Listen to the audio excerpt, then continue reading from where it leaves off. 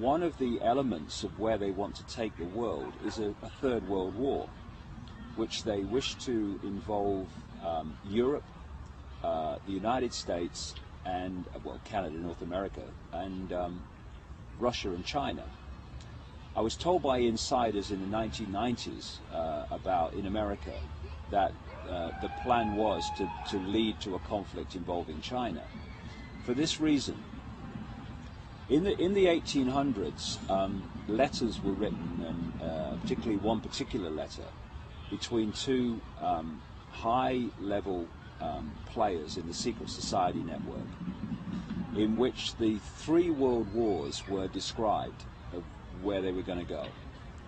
And this letter included the detail of countries that would be involved and how it would be started. And it described the First World War, with the Germans brought into conflict with the rest of Europe and America.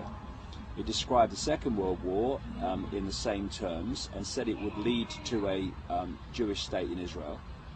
And the Third World War would be triggered out of the Middle East, involving Israel as the trigger, and would bring about the final global conflict, which would lead to them being able to offer the solution to stop this ever happening again, which would be a world government and a single world army. And the idea of that is to say, if we have a single world army and we bring an end to national armies, then we can't ever again have a war.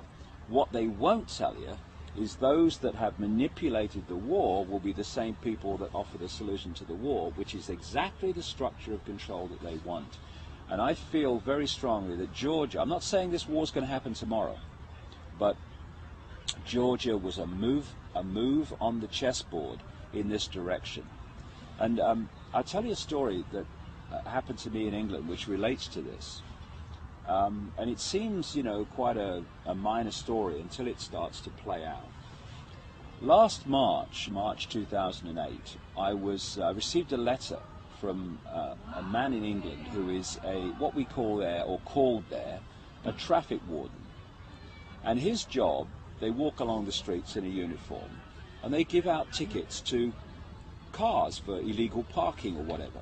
You know, not many people like them for that reason, but they just do that job.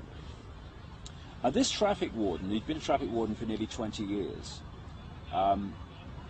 he wrote to me because he read my books, and he said, look, there's something I don't understand, and there's something that's really bewildering me. He said, I've been called in by my boss, and like my colleagues, he said, I've been given 3 cards, authorization cards. He said, one of the cards is to give me authorization to be a traffic warden. Okay. But the second card was what they call in Britain a pace card, and that carries the words that policemen have to say by law when they're arresting somebody. And the third card was the authorization of this man and his colleagues, traffic wardens, to go into private property without permission. So this man, who's a nice guy, he said to his boss, why do I need the statement you make to arrest people if you're a policeman, and why do I need an authorization to go into private property? And his boss said, look, I've been told to give them out, take them home, leave them until further notice. A few days later, him and a few other traffic wardens are outside the police station in this county, this town. And a policeman came out that this traffic warden had known a long time, I hadn't seen for a while. And the policeman came over and made the small talk, and then he pulled his friend aside. He said, I want to talk to you. And he said to him 4 or 5 times in this conversation, you must not breathe a word about this. He said, I've got the job, he said, in this county, and there's someone like me in every other county of the United Kingdom, policeman, whose job it is to organize in preparation for a coming war. He said, we're preparing for this war well in advance. And he said, what's expected by the government is that when this war starts, there will be massive civil unrest on the streets of Britain and protest. He said, so what's happening is that when that war starts and the protests start, the civil unrest they're expecting, the military and ourselves, police officers, will be focusing on dealing with the civil unrest. And you, traffic wardens, private security guards and companies, closed-circuit television operators, and all these kind of people will be brought forward to do the jobs that police officers currently do while we're dealing with a civil unrest. Well, he sent me the cards and I saw them to confirm they existed.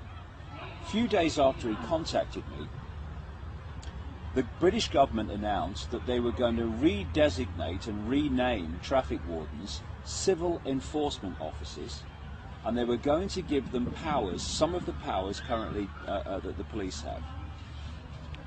10 days ago, all these months later after this happened, 10 days ago, the government in Britain announced that they were introducing a new designation of authority called accredited persons. And these were security guards, private security firms, CCTV operators, etc., who were going to be given accredited person status and given powers that are currently the powers of the police. Now, why I tell this story is that everything that this police officer said was going to happen is happening or has happened. The only thing that remains is the war. And that fits with all these other different pieces of information that suggests that a major conflict is being orchestrated, which is designed to change the face of society. Because there's nothing that changes society faster than a war. And this has been going on way back. One of the examples that I put in my books is the First World War in relation to America. In the 1950s, there was an investigation by a congressional committee called the Reese Committee into what are known in America as tax-exempt foundations. These are organizations funded by the Rockefellers and the major elite families, who then pass the money out in apparently charitable ways, but it's nothing to do with charity. It's to do with funding this agenda while appearing not to be. And one of these organizations that they investigated, and there was a guy called Norman Dodds who was the main investigator, was an organization which is still going in America called the Carnegie Endowment for International Peace. What these investigators found was that this Endowment for International Peace was manipulating war. And they found minutes of meetings of this organization from the period in the early part of the 20th century in which they were having meetings and discussions and saying, we need to change the face of American society and society in general. What's the most effective way of doing that? Well, it's a war. So we need to get America involved in a war. And Woodrow Wilson was the president of America at the time, and it's actually in the minutes of this organization that they sent messages to Woodrow Wilson telling him not only he must get involved in this war in Europe, but that he must stay in it for as long as it takes for American society to change in a way that's never going to change back again. And if you look at the world after a war, it's never the same as it was before, especially world wars. And they want this Third World War to change the face of global society to the point where they can introduce this centralized global structure. As they used to say in the 1960s with the Vietnam War, what would happen if we had a war and no one turned up? There'd be no war. What these people do is they declare wars and they get the rest of us to fight them. What we've got to do is stop fighting them and stop falling for this scam. Because if we go into this Third World War, then, you know, goodbye freedom.